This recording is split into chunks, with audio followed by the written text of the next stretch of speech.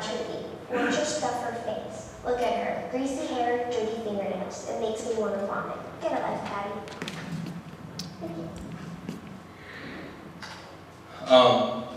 Well, I'm Jason. I'm Jennifer's husband. And tonight, Catherine asked me a while back to come this evening and just talk to you about the youth and social networking and how it's really impacting our children. And not only is it impacting our children, it's impacting our adults, our country, in a magnitude that we can't even truly define. And I know we all know this, but I brought some very interesting statistics that we just don't know or think about the influence that the internet has on our culture today. So I guess we'll go to that real quick. National statistics right now for our children online. 1 in 7 children are solicited online. And when I say they're solicited online, they're solicited for sexual activity. 1 in 33 are aggressively solicited online to meet people in person. And 1 in 3 children receive unsolicited sexual contact. One of my jobs on the sheriff's office years back was to be an undercover investigator that went online. I don't know how many are familiar with To Catch a Predator, NBC Dateline, years ago. I had the privilege of doing that, and I would assume the persona of a young girl, and I would go online, and I can't even define or explain to you how many times grown men and women would send me inappropriate content, and they would say things that I would not dare to say to my wife, the things that they would say to you.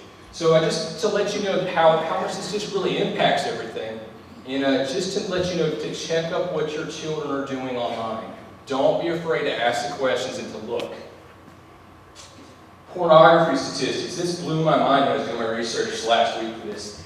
Every second, 3,075,000, is that 3? My eyes are messed up today. This $3,075 are being spent on pornography every second. So $3,000 every second on some type of pornographic material. Every second, 28,000 internet users are viewing pornography. Every second, 372 internet users are typing adult search engine terms into search engines. I kind of skipped around that one. Every 39 minutes, a new pornographic video is being created in the United States. That blew my mind to know how many children have access to this. Not even the children, but the fathers, the mothers. It's not just limited to children. It's just what our country is battling this. And without a doubt, we as Christians, we as leaders, as fathers, mothers, grandparents, brothers, sisters, we need to be in prayer. We need to be depending on God to help our nation become free of this horrible, horrible sin that's going on right now. Hey, Sarah. Oh, gosh, this is so cute. I'm doing like I caught you. Love the new tattoo, Sarah. Dude, that's Sarah. Sarah, the picture, that's the girl I was telling you about. You have 2 on your left. Hey, Sarah, what color underwear today? Hey, Sarah. So when are you going to post something new? Anything you post online, anyone can see. So think before you post. Okay, I kind of just want to bring a few videos too, just to kind of show you how all this is impacting. And that was really eerie for me. I have 2 daughters, and I love them dearly, and I just thought about that. My daughter going to the movie theater, and an usher asking her when she's going to post something or saying how beautiful her underwear are. It's just, I couldn't fathom that. And that's what our children are doing. They're putting too much information on the internet, too much information on Facebook. I'm amazed sometimes at what adults put on Facebook, more or less. I mean, even people that I go to church with, it just blows my mind. So just things for us to be aware of, just to kind of pay attention. To let you know proactively what the sheriff's office is doing is, you know, like I said, we're going undercover. We're working these cases. When men would solicit me online, they would think I was a 14-year-old little girl named Jessica. I was a 33-year-old bald-headed guy waiting to see them when they come to the door. So imagine the looks on their face. But I just kind of wanted to let you know some local things that have gone on where God is placing an opportunity to be proactive, share this information with people, and put these people away. Just, you know, I hate to say it, but they don't need to be online. They don't need to be talking to our children. This guy is named Roman Matalo. He was actually the first arrest in the state of South Carolina for soliciting to a child online, or whom he thought was a child. It was actually my partner at the time. This is post 9/11. He was an airman at Warner Robin Air Force Base. He traveled from Warner Robin to Beach Island, South Carolina one Friday night to meet what he thought was a 14-year-old girl. That's just the type of people that we have online.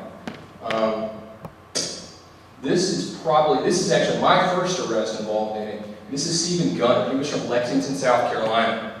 And there I pursued that persona of a 14-year-old little girl. And actually, while I was on vacation, my wife was having our second daughter, Emma Jane, so I didn't get there to be there for the arrest. But the interesting story about Mr. Gunner is, not only did he get charged for what he had said to me online, we found a real victim. He'd actually met a real little girl who was 15 years of age. He had got into a relationship with her, had lied to her, and they were intimate on several occasions. And not only was he intimate with her, but he had videotaped it, and he had that at his disposal. So I just plead with you to check to see what your kids are doing online. Encourage your friends to check and see what your kids are doing online. It's just really upsetting sometimes to me to just know that happens, and kids are victimized every day. And I don't want you to think that this just happens to girls, it even happens to young men. And I've got this video is just a little bit longer, I think it's after this. It just talks about two young boys that had actually gotten involved in relationships online and how it's impacted them greatly.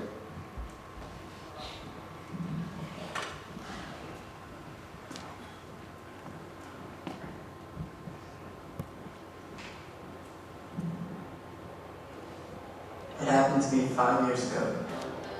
My parents were divorcing and things at school and with friends weren't too good. It felt like the world was falling down around me. That's when I met someone online. We would chat about everything in my life. I finally had someone to take my side and see things my way. I had someone to put me first. No matter how much I thought we could trust each other, I knew better than to meet in person with someone I had met on the internet. But one day, when school was dismissed early, there was someone waiting for me at my front door. I never thought I'd find myself in this situation. I learned the hard way that no matter who you think you're talking to online, there are people out there looking to hurt you. It doesn't matter if they're male or female, or if they look a little rough around the edges, or even if they're the most beautiful person. These people exist, online and in the real world. It happened to me too. I was 14 and someone online sent me a private message. I should have responded, but I messaged back and 7 days later, I agreed to be picked up outside my house at midnight. I was taken to another house and what happened was terrifying.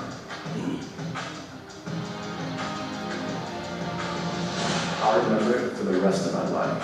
I felt numb and powerless and didn't know what to do. I was too afraid to tell my parents and ashamed of what everyone would think of me. But hiding was a mistake. I saw the car that I was taking and driving around my neighborhood all summer long. Was I being targeted again, or was someone else being victimized? I finally decided to tell someone.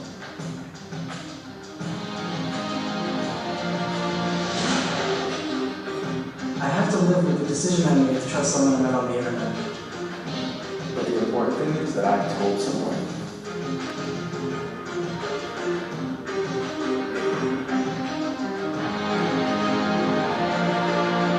I'm not a victim, but a survivor.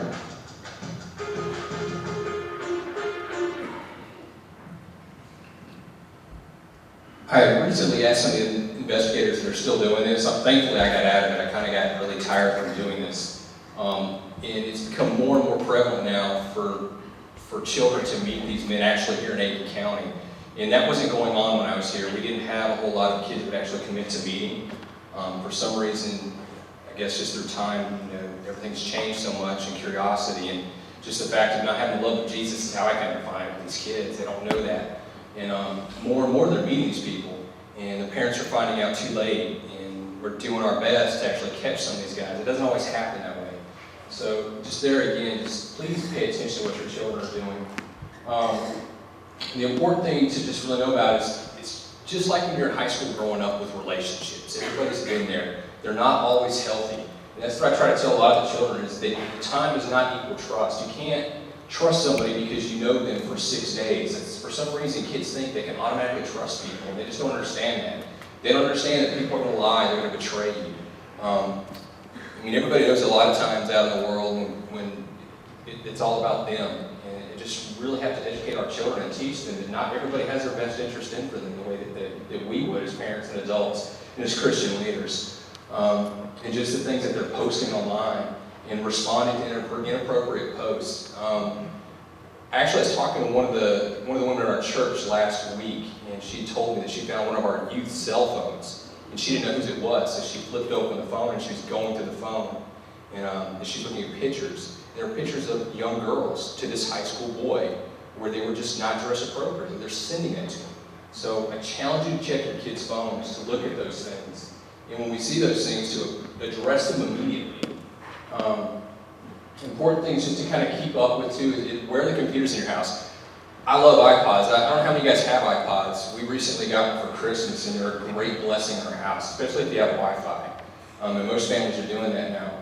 But you need to make sure you monitor those things, because Jennifer will be in one end of the house on the laptop, I'll be on the other house on the iPod. And if we're getting our kids all these things, you know they're doing the same thing we're doing. They can do it through the Nintendo DSs now, the PlayStation, the PSPs, all those things. I think I just filled my thing. But you know, keep up with the technology. Keep up with what your kids are doing.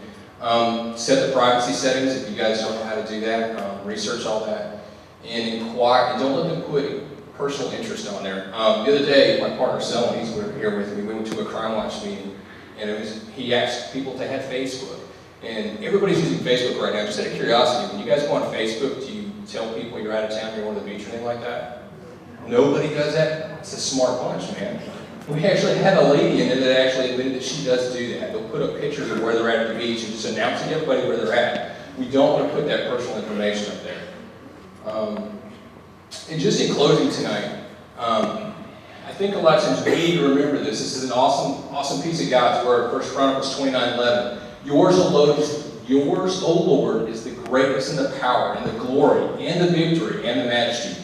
Indeed, everything that is in the heavens and the earth, yours is the dominion, O Lord, and you exalt yourself as head over all. And I thought about that.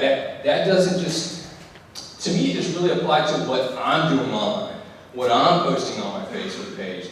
And I try to, one thing that really encouraged me is that I know personally that I need to be looking at everything that I do needs to be glorifying to Him. So I challenge you to remind your children of that when they're online, and to remind yourselves of that.